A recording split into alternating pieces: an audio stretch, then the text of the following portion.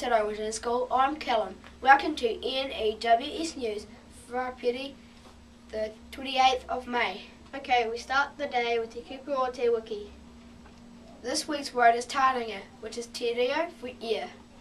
As in kua ma-maay te ku taringa. My ear is sore. Oh dear.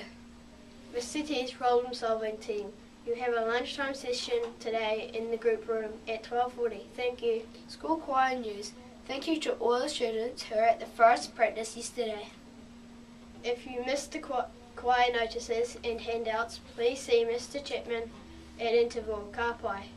And if you miss any notices, you can play the news again, or you can read all the notices in the text box below. Lost property news. There are heaps of shoes and polar fleeces still in the foyer outside room 2 in the junior block. As you can see behind us on the big screen, whoa, that's a lot of lost property. So if you're shoeless or maybe clueless, go check out the lost property. Shame. Okay, another big day for PTA fundraising. Hot chocolates 50 cents and sausages $2.